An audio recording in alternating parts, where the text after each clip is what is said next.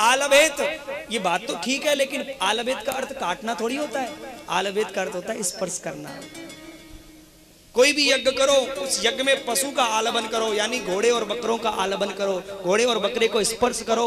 घोड़ा है लोभ का प्रतीक और बकरा है अभिमान का प्रतीक। बकरे का हाथ लगा करके ऐसे कहो कि हे प्रभु, मैं प्रतिज्ञा करता हूं आज के बाद कोई अभिमान नहीं करूंगा, स्वाहा। ऐसे बकरे को हाथ लगा करके आप आहुति दीजिए।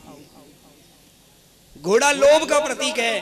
प्रतिज्ञा करो घोड़े को हाथ लगा करके कि प्रभु आज के बाद मैं कोई लोभ नहीं करूंगा, स्वाहा।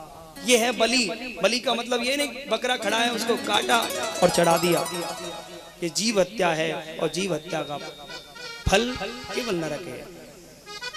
पुरंजोपाख्यान देवर्षि नारद जी बताते हैं राजा प्राचीन बहिर को, और पुरंजोपाख्यान बताते हुए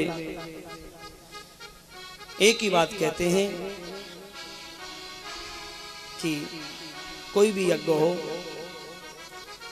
उस यज्ञ में भाव के सहित आहुति लगती है। यानी भगवान आपकी सामग्री को नहीं देखते, भगवान तो आपके भाव को देखते हैं।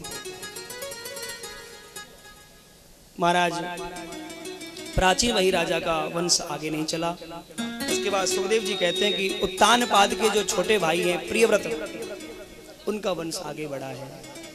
प्रियव्रत के बेटा हुए आग्निर्द, आग्निर्द के बेटा हुए नाभि, और नाभि के बेटा हुए श्री ऋषभदेव भगवान। ऋषभदेव भगवान के यहाँ 100 पुत्र हुए, जिनमें सबसे बड़े पुत्र का नाम है श्री भरत जी महाराज।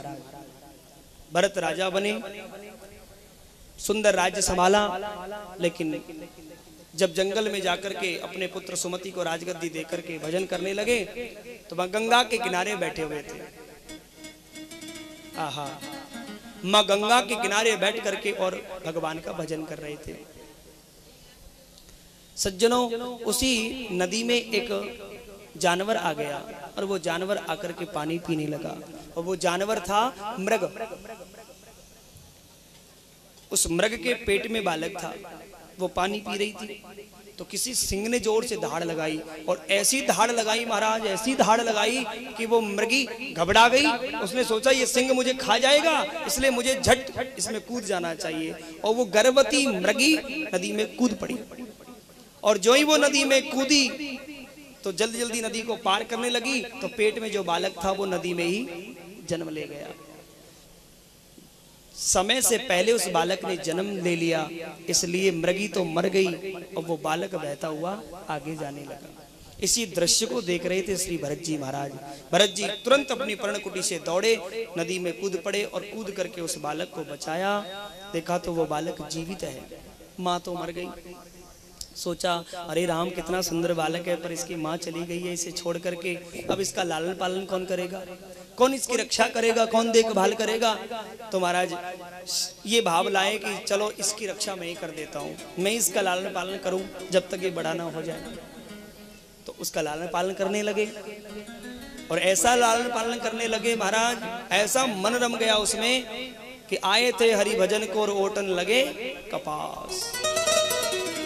जंगल में आए थे भगवान का भजन करने के लिए, लेकिन अब भजन वजन सब छोड़ दिया और दिन भर उसी मृग की देखभाल में लग गए। ऐसी ममता हो गई उस बालक से, भजन सब छूट गया। और जब प्राण त्यागे तो उसी मृग की याद करते हुए प्राण त्यागे, जिसका परिणाम ये हुआ कि अगला जन्म भी इनको मृग का ही मिल गया। क्योंकि अंत समय में जैसी मति होगी अगला जन्म वैसा ही मिलेगा, अंत मति सा गति। पर थोड़ा बहुत भजन किया था, इसलिए मृग बन करके भी पूर्व जन्म की बात याद है, इसलिए बैठे बैठे भगवान का चिंतन करते हुए प्राण त्यागे। तीसरा जन्म फिर मनुष्य का मिला, और वहां भी महाराज ब्राह्मण के घर मिला और नाम भी भरत रखा गया। लेकिन अब की बार पूरी दुनिया को दिखाने के लिए ये जड़ बन गए, अपनी बुद्धि को जड़ बना लिया, तो नाम ही पड़ गया इनका जड़ भरत। कोई कुछ भी कहे सुनने का काम नहीं, बस पड़े पड़े भजन करना और कुछ नहीं। घर वालों ने घर से निकाल दिया, जंगल में चले गए, खेतों पर रखा गया तो खेतों पर भी वही भजन। काली माँ के चरणों में बलि चढ़ाने के लिए लोगों ने पकड़ के काली माँ के मंदिर में पटक दिया, लेकिन वहां भी प्रभु ने आकर के इसकी रक्षा की। और महाराज एक दिन जब ये जंगल की ओर जाने लगे तो सामने से एक सुदूर देश का महाराज सामने से आ रहा था, जिसका नाम था राजा रहुगण। उस रहुगण को देख करके और श्री भरत जी महाराज ने देखा कि भैया कितना मस्त मलंदा है, और देखो बेचारे चार चार कहार कैसे इसकी पालकी को ढो रहे हैं, इसको शर्म नहीं आती? अरे ये भी तो आत्मा है, एक आत्मा को सुख प्रदान करने के लिए कितनी आत्माएं दुख उठा रही है। आहा, और इतना ही नहीं, जब वो चलते हैं तो सामने कितनी चींटियां आ रही हैं, कितने जीव आ रहे हैं, वो भी तो मर रहे हैं। एक आत्मा को प्रसन्न करने के लिए कितनी आत्माओं को न्यौछावर होना पड़ रहा है, बड़ा दुख हुआ। इसको तो शिक्षा देनी चाहिए। और जड़ भरत जी महाराज उसके सामने आ गए, रुको। बड़ा सुंदर उपदेश दिया महाराज, आत्मोपदेश कि सुनो, जो आत्मा चींटी के अंदर होती है वही मनुष्य के अंदर होती है, और वही आत्मा हाथी के अंदर होती है। शरीर चाहे छोटा हो चाहे बड़ा हो, लेकिन आत्मा सबके अंदर समान होती है। इसलिए दयाया सर्वभूतेषु, सभी प्राणियों पर दया करना ये मानव का परम धर्म है। बड़ा सुंदर आत्मोपदेश देते हुए और राजा रहुगण को सुंदर ज्ञान प्रदान किया। राजा रहुगण भरत जी महाराज को ही गुरु बना करके मंत्र दीक्षा लेकर के पुनः जंगल में लौट पड़े, भजन करते हुए भगवान के प्यारे हो गए। और जड़ भरत जी महाराज चलते चलते भगवान का नाम स्मरण करते हुए अंतर्धान हो गए। बोले जड़ भरत जी महाराज की जय। आहा, ऐसे अमर हो गए कि महाराज आज भी उन जड़ भरत जी का नाम सबसे पहले आता है। हमारे देश का नाम जो भारत वर्ष पड़ा है ना, ये भी नाम श्री भरत जी महाराज के नाम से पड़ा है। हम रहे ना मोहब्बत रहेगी, दासता अपनी दुनिया कहेगी।